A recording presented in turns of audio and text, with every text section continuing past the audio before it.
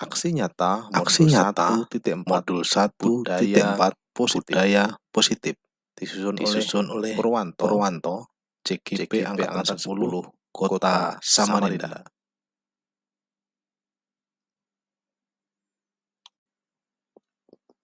Pada aksi nyata modul 1.4 budaya positif, ada dua materi yang akan saya sampaikan.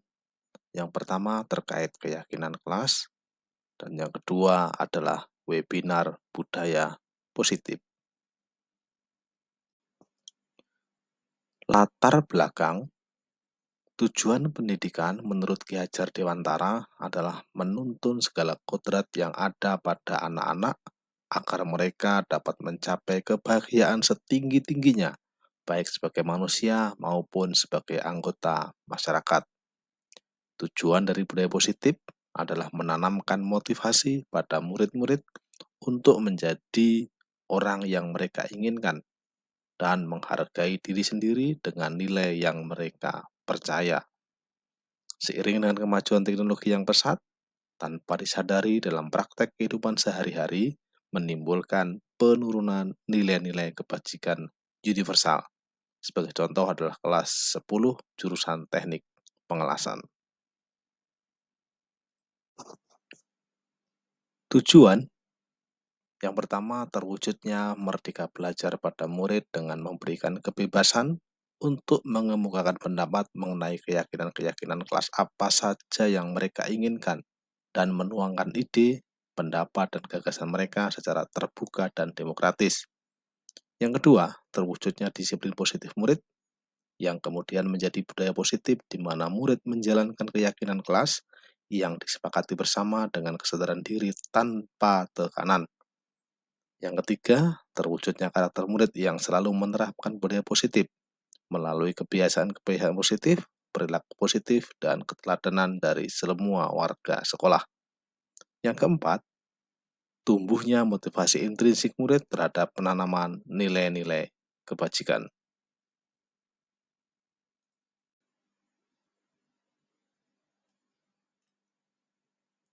Tolak ukur yang pertama, tercipta merdeka belajar pada murid dengan bebas mengemukakan pendapat untuk keyakinan-keyakinan yang ingin mereka sepakati.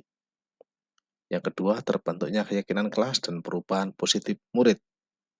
Yang ketiga, murid punya keyakinan kelas tanpa tekanan. Yang keempat, terjalin komunikasi aktif antara guru dan murid.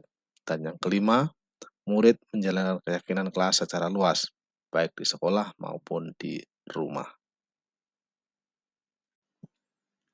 Lini masa kegiatan aksi nyata, yang pertama berkoordinasi dengan kepala sekolah dan rekan sejawat untuk membuat aksi nyata tentang penanaman keyakinan kelas. Yang kedua, mensosialisasikan kepada murid dan membimbing murid untuk membuat keyakinan kelas. Yang ketiga, bersama murid kelas 10 teknik pengelasan, mendesain keyakinan kelas. Yang keempat, penandatanganan dan penempelan keyakinan kelas. Dan yang kelima adalah evaluasi dan refleksi.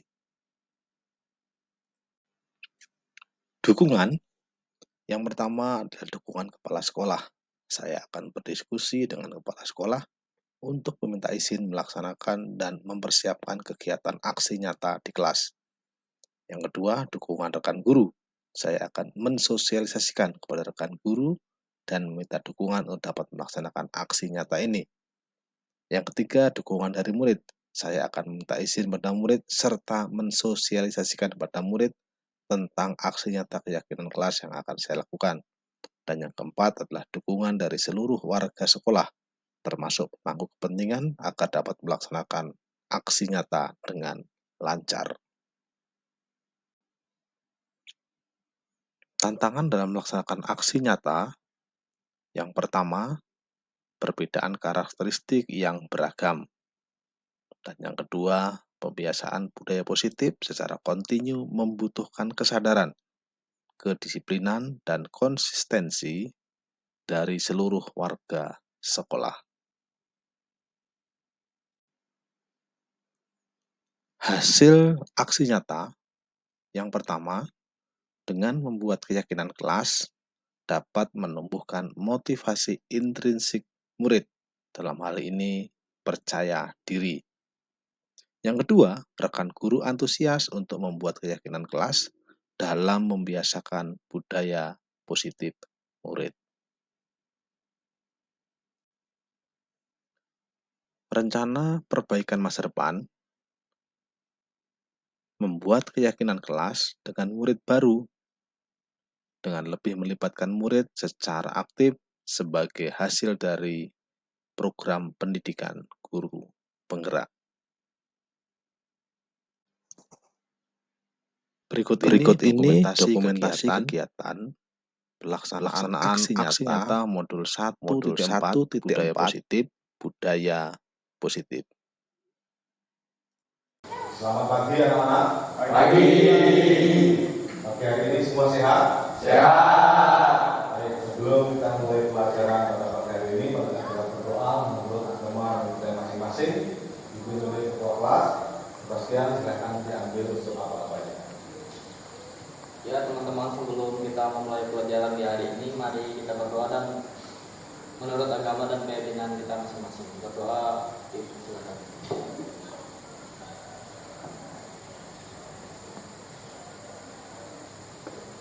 Berdoa selesai. Baik, pada kesempatan kali ini Bapak akan menyampaikan terkait keyakinan kelas. Apa itu keyakinan kelas? Keyakinan kelas adalah nilai-nilai positif atau nilai-nilai kebajikan universal yang disepakati bersama di dalam kelas antara guru dengan murid supaya sama-sama melaksanakan keyakinan kelas agar pembelajaran dapat terlaksana dengan baik. Baik, itu selanjutnya pada kegiatan hari ini Bapak akan mempersilahkan murid berdiskusi di dalam kelompok. Ya, kemudian satu kelompok masing-masing terdiri dari 4 orang menuliskan keyakinan kelas yang akan disepakati dalam proses pembelajaran hari ini. Baik, untuk selanjutnya Bapak sudah membagikan kertas untuk berdiskusi menuliskan keyakinan kelas pada masing-masing kelompok. Kelompok 1 paling kanan, kelompok 2 di tengah, dan kelompok 3 paling kiri. Silakan berdiskusi terkait keyakinan kelas yang akan disepakati. Dipersilakan.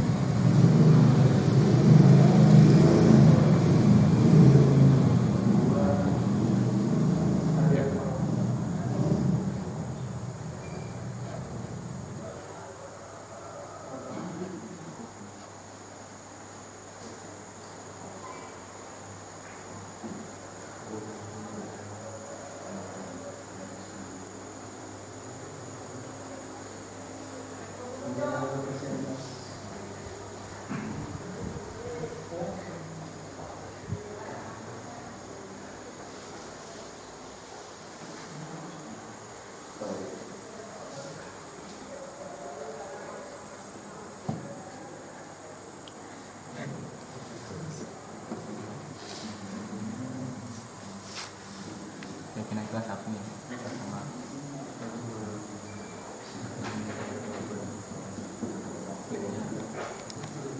Assalamualaikum warahmatullahi wabarakatuh. Waalaikumsalam warahmatullahi wabarakatuh. Di sini kami kelompok 1 ingin mempresentasikan keyakinan kelas.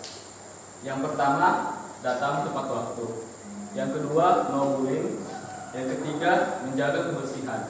Yang keempat, tidak membedakan teman. Yang kelima, menghargai pendapat teman. Yang keenam, menanamkan sikap tanggung jawab. Ketujuh, tetap enjoy dan tidak tegang.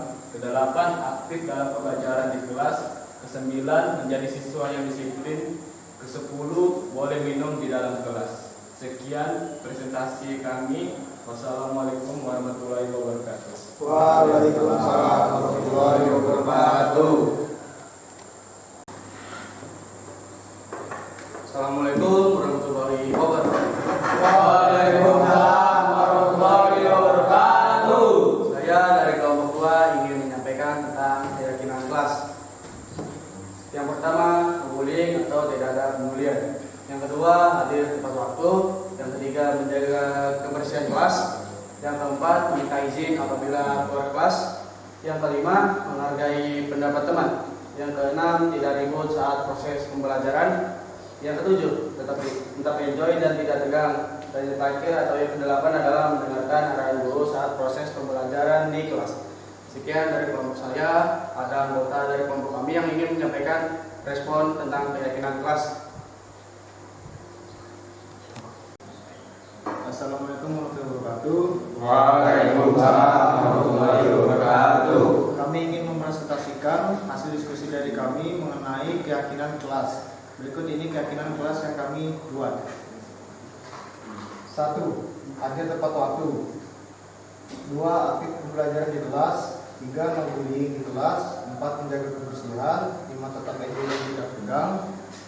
6. Tidak membedakan teman. 7. Tidak berisik saat pembelajaran di kelas. 8. Bersikap baik dan menghargai semua orang. 9. Meminta izin apabila keluar kelas. 10. Mendengarkan arahan guru saat proses pembelajaran di kelas. Sekian presentasi dari kami kelompok 3. Wassalamualaikum warahmatullahi wabarakatuh. Waalaikumsalam warahmatullahi wabarakatuh. Berikut ini tampilan keyakinan kelas dari kelompok 1, kelompok 2, dan kelompok 3.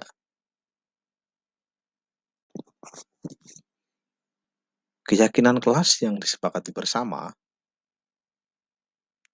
Yang pertama, hadir tepat waktu, meminta izin apabila keluar kelas, menghargai pendapat teman, aktif pembelajaran di kelas, boleh minum di dalam kelas, no bullying, menjaga kebersihan, menanamkan sikap tanggung jawab, tidak membedakan teman, bersikap baik dan menghargai semua orang, mendengarkan arahan guru saat proses pembelajaran di kelas, tidak ribut saat proses pembelajaran, tetap enjoy dan tidak tegang, menjadi siswa yang disiplin.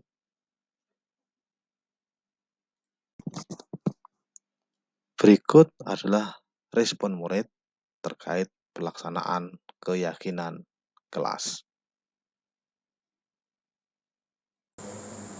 Perkenalkan, nama saya Sebastian Dian, kelas 10 Teknik Pengawasan. Tanggapan saya mengenai keyakinan kelas yang telah dibuat bersama Pak Purwanto. Keyakinan kelas sangatlah penting karena dapat membuat kami nyaman di dalam kelas. Sekian dari kami kelompok 1. Wassalamualaikum warahmatullahi wabarakatuh. Waalaikumsalam warahmatullahi wabarakatuh. Perkenalkan, nama saya Rijadi Putra Sitompul, kelas 10 jurusan Teknik Pengelasan. Tanggapan saya mengenai keyakinan kelas yang dibuat bersama Pak Purwanto. Menurut saya, keyakinan kelas bisa membuat kelas menjadi harmonis dan tertib saat menerima pelajaran. Sekian dari respon saya. Mohon maaf jika ada kesalahan kata. Wassalamualaikum warahmatullahi wabarakatuh. Waalaikumsalam warahmatullahi wabarakatuh. Perkenalkan, nama saya Adi Prasanda, kelas 10 Teknik Pengelasan. Tanggapan saya mengenai keyakinan kelas yang dibuat bersama Pak Purwanto. Keyakinan kelas ini bisa membuat kami lebih termotivasi untuk belajar lebih giat lagi. Sekian respon dari kami. Assalamualaikum warahmatullahi wabarakatuh. Waalaikumsalam warahmatullahi wabarakatuh.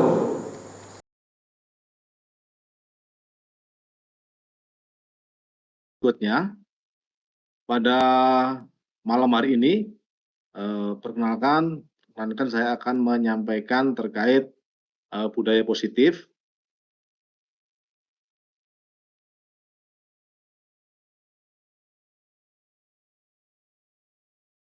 Apakah sudah terlihat presentasi saya? Sudah. Baik. Jadi sekali lagi, pada kesempatan kali ini saya Purwanto, CGP Angkatan 10 Kota Samarinda, dalam kegiatan webinar aksi nyata modul 1.4 budaya positif.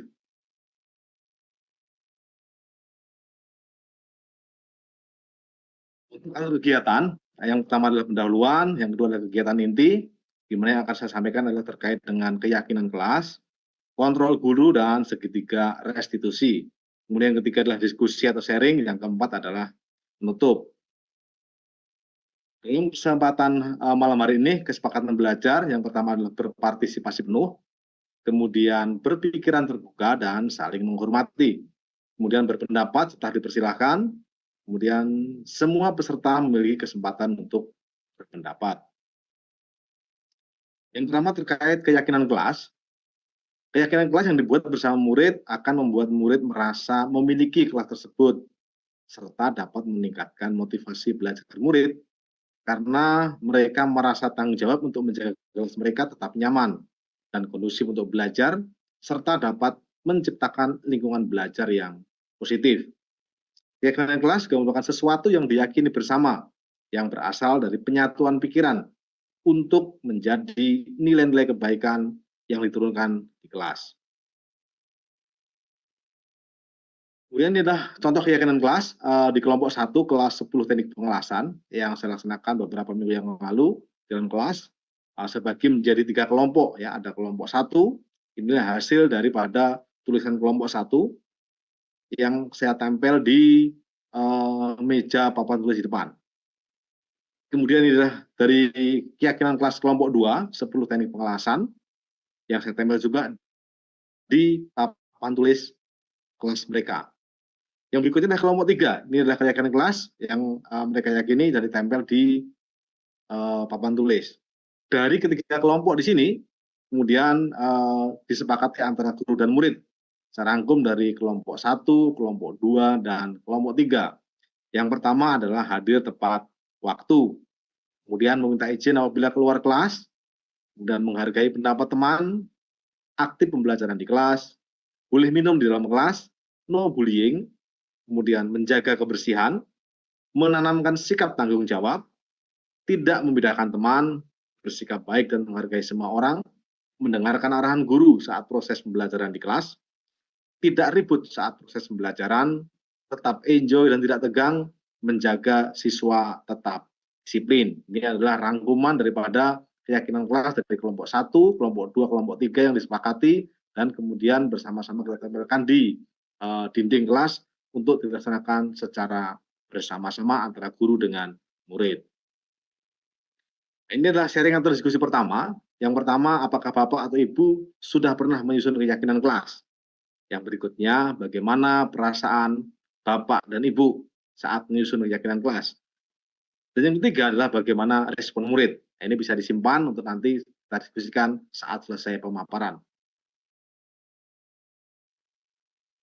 Untuk materi kedua, kegiatan inti yang pertama, yang kedua adalah posisi kontrol. Menurut Diane Gosen, ada posisi 5 kontrol yang diterapkan seorang guru, orang tua, atau atasan. Yang pertama adalah sebagai penghukum, yang kedua membuat rasa bersalah, yang ketiga sebagai teman, 4 sebagai pemantau, dan 5 adalah sebagai manajer. Posisi kontrol guru yang pertama, penghukum.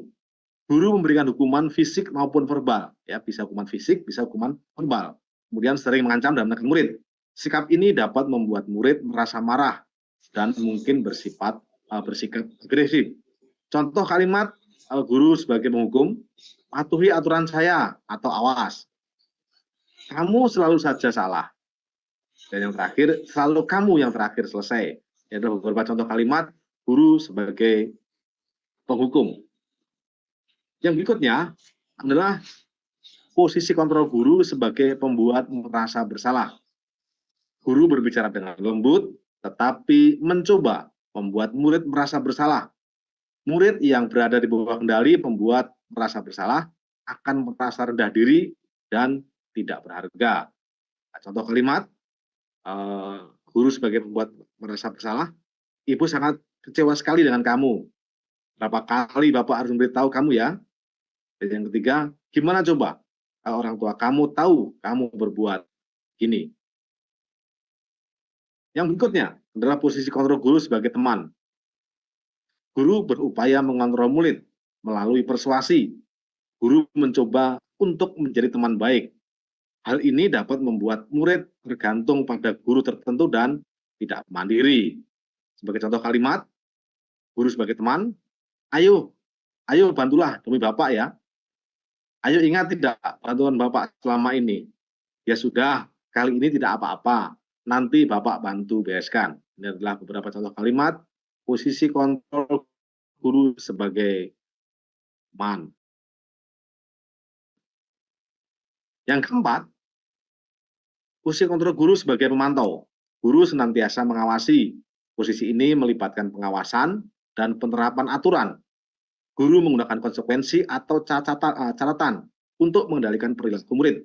Bertanya tentang peraturan yang dilanggar dan konsekuensinya. Sebagai contoh kalimat, guru sebagai pemantau, peraturannya apa? Apa yang telah kami lakukan? Sanksi atau konsekuensinya apa? Ini adalah contoh kalimat guru sebagai kontrol, posisi kontrol. Yang berikutnya, posisi kontrol kelima adalah sebagai manajer. Guru berkolaborasi dengan murid untuk memperbaiki kesalahan. Membimbing murid memahami kesalahan, menganalisis kebutuhan diri murid, dan mencari solusi. Contoh kalimat, apa yang kita yakini? Guru menanyakan keyakinan kelas. Yang berikutnya, apakah kamu meyakininya? Jika kamu meyakininya, apakah kamu bersedia memperbaikinya? Jika kamu memperbaiki ini, hal ini menunjukkan apa tentang dirimu? Apa rencana kamu untuk memperbaiki hal ini? Ini adalah beberapa contoh kalimat guru memposisikan dirinya sebagai manajer. Ini adalah tabel di mana terkait antara motivasi, kemudian dan juga kontrol guru, posisi kontrol guru disertai dengan hasilnya. Motivasi ada dua, eksternal dan juga intrinsik atau internal. Kemudian di bagian sebelah kiri layar saya ada identitas gagal dan identitas sukses. Kemudian ada perilaku kontrol negatif, perilaku kontrol positif, kemudian kontrol guru. Untuk perilaku kontrol negatif, posisi kontrol guru ada dua, sebagai penghukum, kemudian pembuat merasa bersalah. Hasil yang didapatkan apabila guru bertindak sebagai dalam posisi ini, murid memberontak, pendendam, menyalahkan orang lain. Kemudian posisi kontrol guru, pembuat rasa bersalah, hasil yang ditimbulkan adalah murid cenderung menyembunyikan, murid menyangkal, dan murid berbohong. Kemudian di sebelah kanan ada dua, ada perilaku kontrol positif. Posisi kontrol guru sebagai teman dan sebagai pemantau. Hasil apabila guru sebagai teman adalah murid ketergantungan terhadap gurunya. Yang berikutnya, guru sebagai pemantau, hasil yang ditimbulkan adalah murid menyesuaikan bila diawasi. Dan yang terakhir, posisi kontrol sebagai guru, sebagai manajer, dapat menghasilkan murid yang senantiasa menguatkan watak serta karakter. Ini adalah diskusi yang dua, berdasarkan 5 posisi kontrol. Posisi manakah yang paling sering Bapak Ibu pakai dan bagaimana perasaannya saat itu? Kemudian setelah mempelajari materi ini, posisi apa yang Anda pakai dan bagaimana perasaan Anda sekarang? Apa bedanya? Silakan nanti di konsep dulu, nanti akan kita sampaikan saat sesi diskusi. Materi yang ketiga, yang terakhir adalah restitusi. Restitusi adalah proses kolaboratif yang mengajarkan murid untuk mencari solusi penyelesaian masalah dan membantu murid berpikir tentang orang seperti apa yang mereka inginkan dan bagaimana mereka harus memperlakukan orang lain. Charles Ferguson tahun 1996. Dengan kata lain atau yang mudah dipahami dengan bahasa, restitusi adalah sebuah cara menanamkan disiplin positif pada murid, seperti yang sudah dicontohkan oleh beberapa narasumber sebelumnya. Kemudian ada dalam restitusi, ada segitiga restitusi. Ada 3 langkah. Yang pertama adalah menstabilkan identitas yang paling bawah, segitiga yang paling bawah, di bagian sisi bawah. Kemudian di sisi kiri adalah validasi kebutuhan. Kemudian menanyakan keyakinan. Untuk kalimat menstabilkan identitas, sebagai contoh, setiap orang pasti pernah melakukan kesalahan. Kamu bukan satu-satunya yang pernah melakukan ini.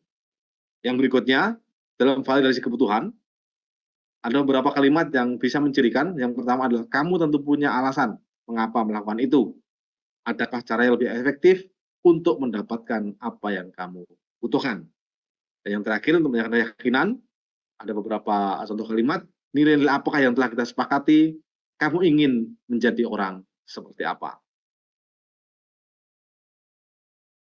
Kemudian dalam segitiga restitusi, membantu murid menjadi lebih memiliki tujuan, disiplin positif, dan memulihkan dirinya setelah buat salah. Ketika murid berbuat salah, guru menanggapi dengan mengajak murid berefleksi tentang apa yang dapat mereka lakukan untuk memperbaiki kesalahan, sehingga mereka menjadi pribadi yang lebih baik dan menghargai dirinya. Ini adalah sharing diskusi yang ketiga, terakhir dari sesi saya.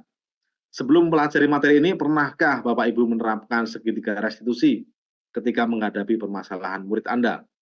Jika iya, tahap mana yang Anda praktikkan dan bagaimana Anda mempraktikannya?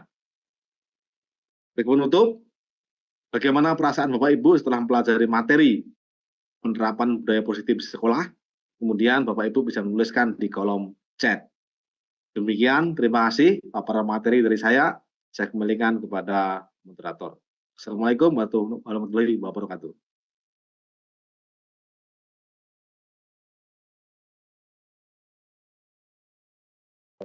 Terima kasih. Ini mungkin untuk ketiganya saja ya. Selama ini kita kan selalu memberikan penghargaan kepada siswa yang misalnya bisa menjawab atau memberikan pekerjaan dengan baik dengan memberikan hadiah. Berarti itu termasuk suatu tindakan yang kurang baik ya, kalau mengikuti pemaparan tadi. Itu aja pertanyaannya. Oke, siap. Terima kasih Pak Agus. Ini terkait dengan penghargaan. Mungkin kita langsung tanggapi dulu ya. Mungkin dari Pak Dwi dulu atau Pak Pur dulu. Silakan Pak Pur. Baik, terima kasih Pak Agus yang sudah menanyakan terkait. Bang saya jadiin nanya bantu tanya baru. Pak Agus, terima kasih terkait pertanyaan yang disampaikan terkait penghargaan kurang baik. Memang dari beberapa sumber buku dalam proses punishment and reward, hukuman dan penghargaan, ada beberapa tokoh yang memang menganjurkan tidak melaksanakan kegiatan kepada siswa, tindakan kepada siswa itu terkait hukuman maupun penghargaan. Kalau tadi hukuman sudah Pak Dwi sampaikan itu bersifat negatif. Terkait penghargaan, memang selama ini guru cenderung melakukan itu dalam secara tidak di dalam kelas gitu ya, tanpa sadar kita melaksanakan itu. Sebagai contoh, murid mungkin mengerjakan dengan hasil yang maksimal, hasilnya bagus, kita berikan penghargaan, walaupun itu berupa sebagai itu adalah barang ya atau produk yang bisa untuk membantu mereka dalam kegiatan belajar. Sebetulnya itu beberapa tokoh menganjurkan memang tidak dianjurkan.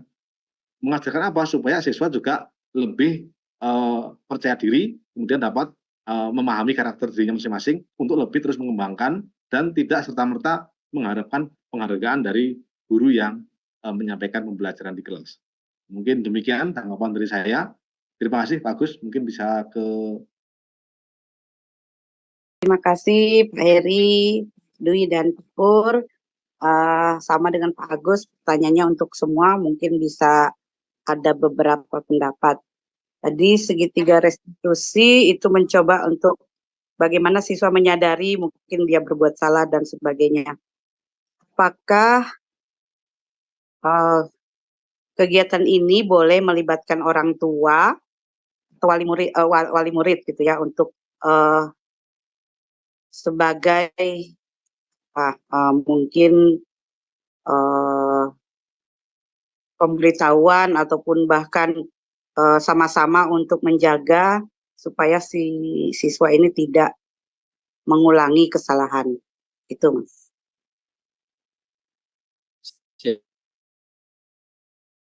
Baik, terima kasih Bu Siti Fatimah Yuliani, sebuah pertanyaan yang bagus terkait segitiga restitusi yang dikaitkan dengan murid, apakah bisa melibatkan orang tua atau wali murid?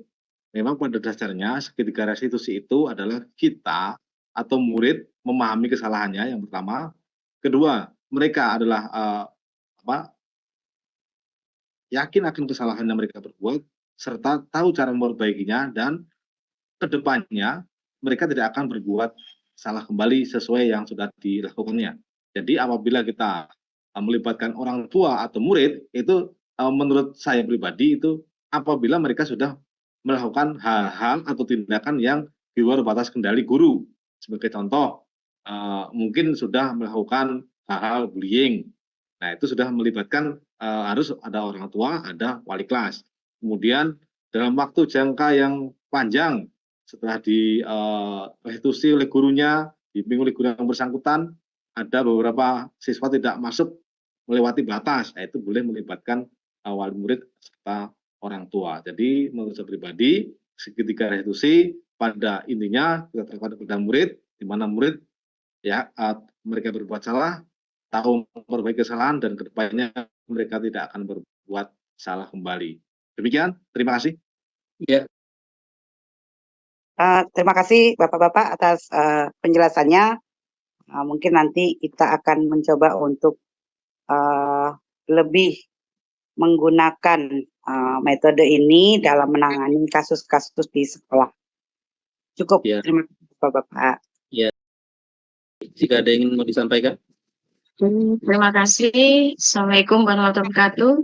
Waalaikumsalam warahmatullahi wabarakatuh. Selamat malam dan salam sejahtera untuk semua. Terima kasih atas waktunya. Materi malam ini luar biasa dengan narasumber yang luar biasa. Baru kali ini sebenarnya mendengar kalimat atau kata restitusi yang menurut saya luar biasa. Kalau terbaca di statement dari Gosen di tahun 2004, restitusi adalah proses menciptakan kondisi bagi peserta didik dalam memperbaiki kesalahan sehingga mereka nantinya akan kembali lagi ke kelompok dengan karakter yang lebih kuat. Menggarisbawahi dari kalimat dan statement yang disampaikan oleh narasumber ketiganya, mencoba untuk memahamkan kembali ke saya. Berarti tiga kegiatan atau 3 tahapan yang menurut saya yang pertama itu hukuman, yang kedua konsekuensi, dan ketiga restitusi, itu sebenarnya tiga-tiganya bisa diberlakukan. Hanya saja efeknya beda dan penekanannya beda, yang nantinya harapannya sebenarnya restitusi yang lebih dikembangkan. Apakah begitu ya? Ini dalam kacamata saya, kalau ini salah mungkin bisa diperbaiki sehingga pemahaman saya akan lebih pas terkait dengan materi malam ini. Terima kasih. Assalamualaikum warahmatullahi wabarakatuh. Baik, terima kasih Bu Puja Lastiani. Bagus pertanyaan terkait hukuman, konsekuensi, dan restitusi.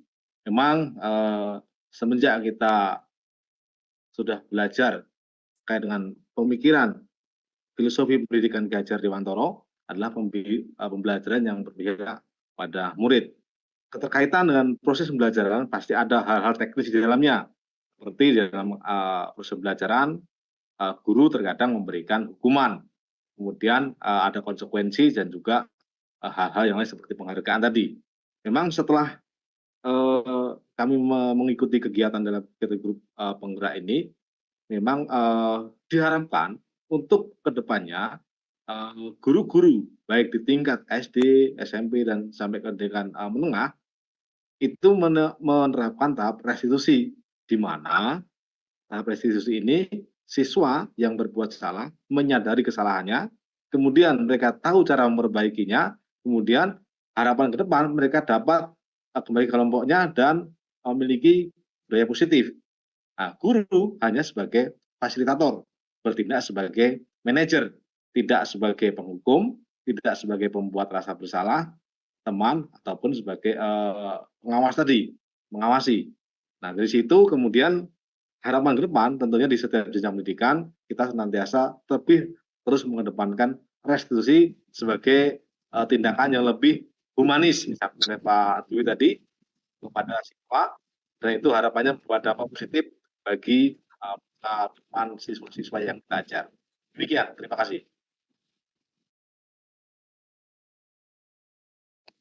Siap, terima kasih. Bersama kita akan coba untuk menjalankan yang terbaik. Terima Ya. kasih.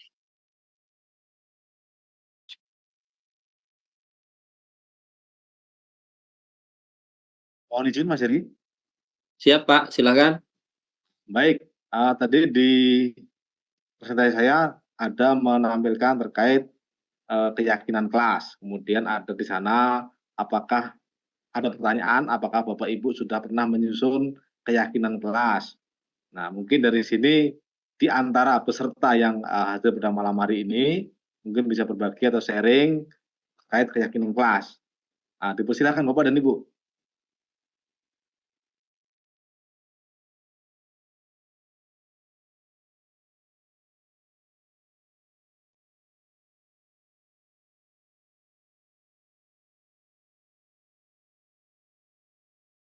Silakan Bapak Ibu.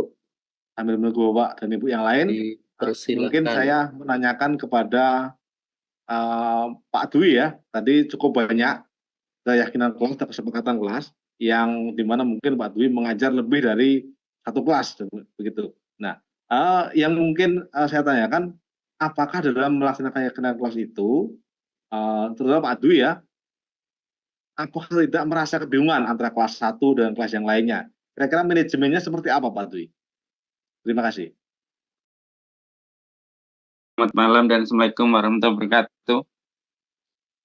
Dalam membuat kesepakatan kelas tadi kan sudah sampaikan dia menggunakan bahasa yang simpel, mudah, lugas, dan jelas. Yang artinya tidak berbelit-belit dan itu menggunakan bahasa-bahasa umum, tidak membuat mereka itu kebingungan dalam ingat-ingatnya Paknya. Salah satunya kan masuk tidak diperkenankan menggunakan handphone. Itu kan bahasa yang paling simpel dan paling mudah dimengerti, baik itu kalangan anak-anak maupun orang dewasa, salah satunya gitu. Nah, masuk menggunakan bahasa, intinya kan bukan salam, seperti itu.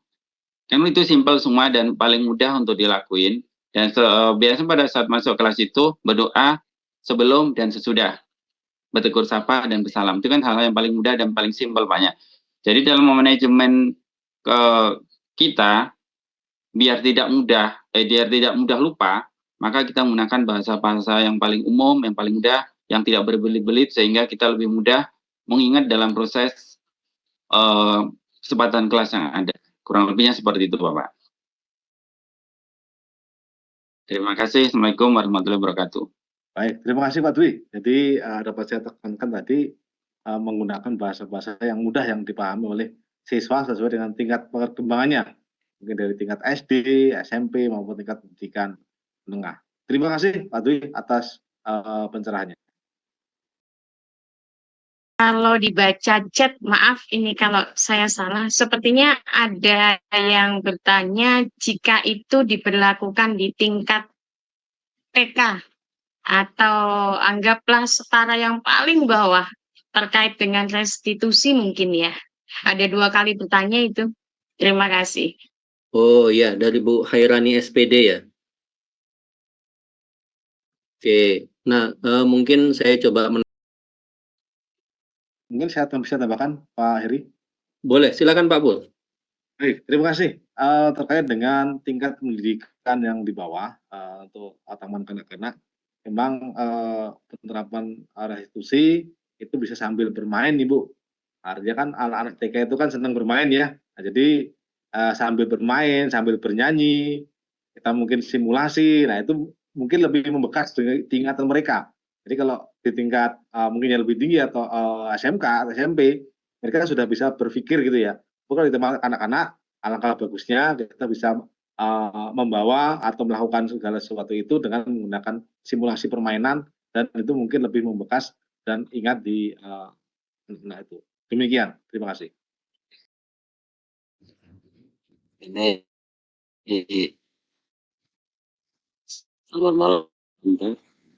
Selamat malam, Ya, Pak. malam Bapak. Saya mau nanyakan kalau segitiga restitusi itu yang paling tepat untuk anak usia SMP.